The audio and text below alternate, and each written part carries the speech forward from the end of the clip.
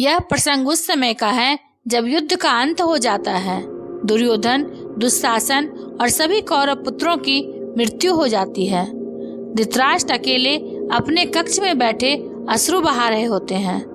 तभी विदुर उनके पास आते हैं और कहते हैं कि प्रणाम भ्राताश्री। तब धृतराष्ट्र कहते हैं, तब के गए हुए अब आए हो विदुर।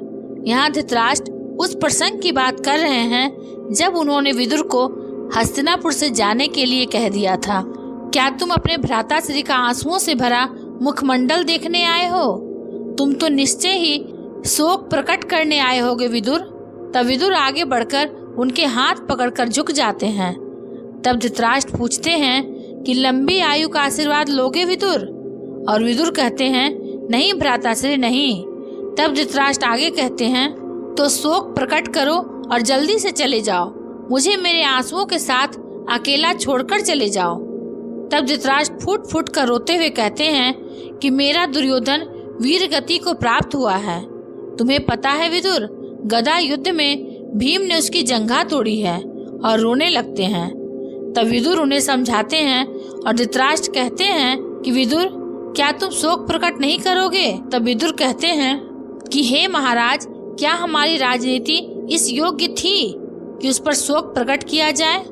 तब धृतराष्ट्र रोते हुए कहते हैं कि मेरा दुशासन और दुर्योधन राजनीति नहीं थे। अन्य गांधारी नंदन राजनीति नहीं थे विदुर, वह मेरे पुत्र थे। विदुर तब कहते हैं कि वह आपके पुत्र थे भ्राताश्री, किंतु आपकी राजनीति की चौसर पर गोटियों की भांति जिए थे। आगे बढ़े और पिटकर बिसात से हट गए। यह न भूलिए भ्राताश्री कि यह दांव आपने ही लगाया था और आप ही हार गए। युद्ध में पराजय और विजय का चक्र चलता ही रहता है। दुखी तो मैं हूँ भ्राताश्री, दुखी तो मैं हूँ जो मूल्यों की डोरियों से बंधा हुआ न्याय और अन्याय में झूलता हुआ यह निर्णायक खेल देखता रहा और कुछ न कर सका मैं। तब धृतराष्ट्र कहते हैं कि इस युद्ध में मेरे 100 पुत्र वीर गति को प्राप्त हुए हैं। उसे तुम खेल कह रहे हो विदुर? क्या तुम्हारी छाती में आंसुओं के स्थान पर नीति का एक ग्रंथ है? क्या तुम एक उल्टी गागर हो जिस पर मेरे आंसू टिक नहीं पा रहे हैं? क्या यही तुम्हारा धर्म है? तब विदुर कहते हैं कि धर्म की बात न कीजिए भ्राताश्री। धर्म वह तोता नहीं है जो वही बोलता रहे जो आप उसे सिखाते रहें। आप अपने हित के पिंजरे में धर्म को नहीं पाल सकते, क्योंकि धर्म का फैलाव तो त्रिलोक को अपने में समेटे हुए है और उनसे भी परे है। सांसों के लिए पवन को शुद्ध रखना यह भी धर्म है। जलाशयों में जल को शुद्ध रखना भी धर्म है और वृक्षों की रक्षा करना भी धर्म है। और इस युद्ध में आपके विरुद्ध युद्ध करना भी धर्म है भ्राताश्री। इसलिए पांडु पुत्रों को आशीर्वाद दीजिए। उन्होंने बड़े कठिन और टेढ़े मेढ़े रास्तों से चलकर अपने धर्म का पालन किया है। तब धृतराष्ट्र पूछते हैं, तो क्या मैं ही एक अधर्मी था? क्या वह धृतराष्ट्र अधर्मी है जिसकी शक्तिशाली बाहों का फैलाव अपने पुत्रों के शवों को नहीं समेट पा रहा है? तब विदुर कहते हैं कि यदि आप धर्म के मार्ग पर चल रहे होते तो इस समय केवल अपने पुत्रों के शवों को याद नहीं कर रहे होते। परीक्षा की इस निर्णायक घड़ी में आप एक राजा नहीं, केवल एक पिता सिद्ध हुए हैं। हाँ भ्राताश्री, केवल एक पिता। और यही हस्तिनापुर और आप ही का दुर्भाग्य है कि आपने अपने पुत्र मोह और महत्वाकांक्षाओं से धर्म को धक्के देकर अपनी राज्यसभा से बाहर निकलवा दिया। हे भ्राताश्री, धर्म देश के विभाजन का नाम नहीं है और आपने देश का विभाजन किया। धर्म हृदय और हृदय के बीच दीवार उठाने का नाम नहीं है और आपने यही किया। धर्म तो हृदय और हृदय के बीच उठी दीवार को गिराने का नाम है और आपने केवल यही नहीं किया।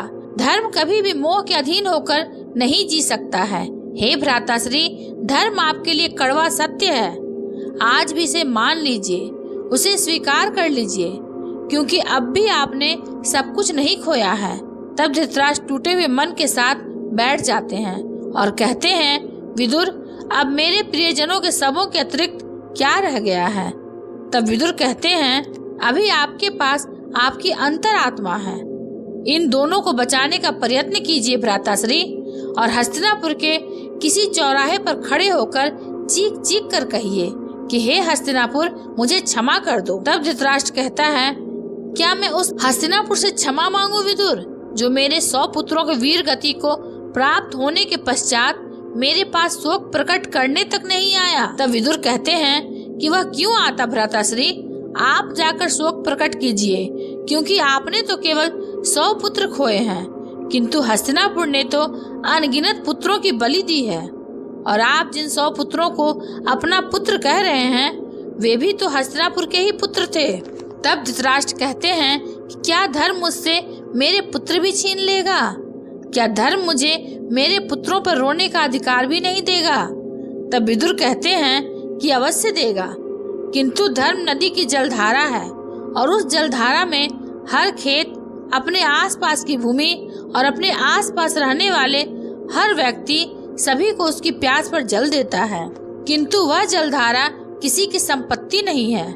पुत्र से प्रेम करना तो पिता का कर्तव्य अवश्य है, किंतु धर्म का कोई पुत्र या परिवार होता ही नहीं। आपने यही नहीं सोचा? आपने अपनी महत्वाकांक्षा का अंगार दुर्योधन की हथेली पर रखकर कहा कि यह अंगार नहीं चंद्रमा है, और वह अपने चाहने वाले पिता की बात भला क्यों न मानता? हे भ्राताश्री, आपने उसकी हथेली पर इतने अंगार रखे कि उसकी हथेली स्वयं एक अंगार बन गई, और उसी अंगार ने उसे भस्म भी कर दिया। हे भ्राताश्री, वह आपकी महत्वाकांक्षा ही थी जो उसे खींचती हुई कुरुक्षेत्र तक लेकर गई, और इसलिए भ्राताश्री, इस युद्ध के लिए इतिहास आप ही को उत्तरदायी ठहराएगा। आप वह अतीत हैं भ्राताश्री, जिसने भविष्य का मार्ग रोकने के लिए अपने पुत्रों के शवों की दीवार खड़ी कर दी। तब धृतराष्ट्र टूटे मन से कहते हैं कि तुम बात तो सदैव की ही भांति कड़वी बोल रहे हो, किंतु तुम्हारे स्वर आंसुओं से भींगे हुए क्यों लग रहे हैं? तब विदुर कहते हैं, ऐसा इसलिए क्योंकि मैं रो रहा हूँ। तब विदुर धृतराष्ट्र से कहते हैं कि मेरी आपसे एक विनती है भ्राताश्री।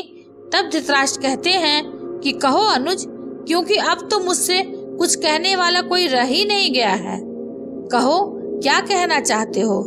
तब विदुर कहते हैं कि विजय प्राप्त कर पांडु पुत्र हस्तिनापुर में प्रवेश कर चुके हैं, तो उन्हें आशीर्वाद देकर वन की ओर प्रस्थान कीजिए। आप हस्तिनापुर का अतीत हैं, और यह आपका परम कर्तव्य है कि स्वयं उठकर उनके सम्मान के लिए द्वार खोलें, और उसे स्थान ग्रहण करवाने के उपरांत बीते हुए समय के अंधकार में चले जाइए। इसलिए अपनी महत्वाकांक्षा के दुखों को समेटना आरंभ कीजिए।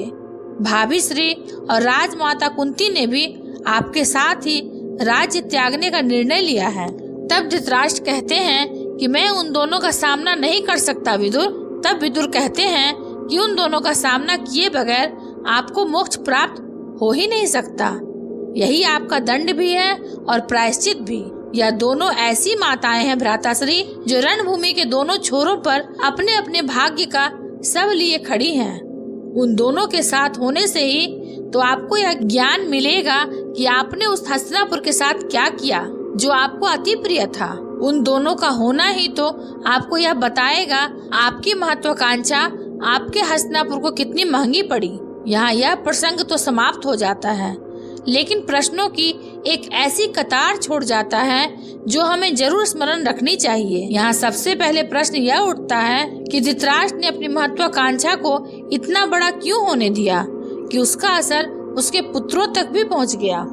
यहाँ विदुर ने यह बात बिल्कुल ठीक कही कि धृतराष्ट्र ने हमेशा पर्दे के पीछे रहकर अपने पुत्रों को शतरंज की गोटियों के रूप में प्रयोग किया है। उसने अपने अनुज के पुत्रों को उसका अधिकार न देकर अपनी महत्वाकांक्षा, जो कि एक सम्राट बनने की थी, उसको पूरा करना चाहा, और दुर्योधन को उसने अपना सबसे बड़ा मोहरा बनाकर रखा। यहाँ विदुर ने एक बात बिल्कुल ठीक कही कि धर्म यह नहीं सिखाता कि बंटवारा किया जाए, धर्म यह भी नहीं सिखाता कि अपने बारे में ही सोचा जाए। जीवन में महत्वाकांक्षा होना बहुत आवश्यक है, क्योंकि बिना महत्वाकांक्षा के आपका मन भी नहीं लगेगा कोई कर्म करने में। लेकिन उस महत्वाकांक्षा को लालच का रूप देकर अपने बच्चों को उसमें झोंक देना कहाँ का न्याय है। इसलिए विदुर ने यह बिल्कुल ठीक कहा कि धर्म कभी मोह के अधीन होकर नहीं रह सकता। इसलिए आज के समय में भी अपने बच्चों को यह न सिखाएं कि अगर तुम्हारा काम न हो तो दूसरों का भी नहीं होना चाहिए, बल्कि यह सिखाएं कि तुम दूसरों का करोगे तो तुम्हारा कार्य अपने आप ही बन जाएगा। क्योंकि जब हम दूसरों के प्रति सहानुभूति रखते हैं, दूसरों के अधिकारों का भी ख्याल रखते हैं, तो ईश्वर स्वयं हमारे लिए सोचने लगते हैं। वह स्वयं हमारे लिए रास्ता तैयार करते हैं। महाभारत का इतना विशाल युद्ध हुआ, लेकिन अंत में धृतराष्ट्र केवल अपने 100 पुत्रों के लिए ही रोता रहा। बाद में विदुर ने कहा कि आपके तो केवल 100 पुत्र हुए हैं, हस्तिनापुर के तो सैकड़ों पुत्रों की बलि दी गई है। महाभारत युद्ध का कारण कहीं न कहीं द्रौपदी को बता दिया जाता है, लेकिन अगर अप्रत्यक्ष रूप से देखा जाए तो इसका मुख्य कारण धृतराष्ट्र ही है, क्योंकि उसने दुर्योधन को या अपने अन्य पुत्रों को बचपन से ऐसी शिक्षा नहीं दी कि जो केवल अपने अधिकारों में संतुष्ट रहना चाहिए, दूसरों के अधिकारों को उसे ससम्मान लौटा देना चाहिए, जो कि उसके पुत्रों ने कभी नहीं किया। और यह कहीं न कहीं धृतराष्ट्र की इच्छा थी, जिसका परिणाम यह हुआ कि अंत में धृतराष्ट्र को न तो अपनी महत्वाकांक्षा की पूर्ति मिली और न ही अपने पुत्रों का साथ मिला, बल्कि अपने पुत्रों को खोना तक पड़ा। उसकी वजह से गांधारी का पूरा जीवन कष्ट में रहा, यहाँ तक कि कुंती को भी अपने जीवन में बहुत से संघर्षों का सामना करना पड़ा। अर्जुन और दूसरे पांडु भाइयों को वन में भटकना पड़ा, द्रौपदी को अपमान सहन करना पड़ा। सब महत्वाकांक्षा के अति हो जाने का परिणाम है। इसलिए आप भी अपने जीवन में इच्छाएं रखें, सीमित रखें। इच्छाएं वह होती है जो आपको भविष्य की ओर ले जाए, यह नहीं कि आप उसको दूसरों को नुकसान पहुंचाकर पूरा करने का प्रयत्न करें और सोचें कि मेरा भविष्य उज्जवल होगा। ऐसा कभी नहीं होता है। उम्मीद है यह विचार आपको अच्छे लगे होंगे।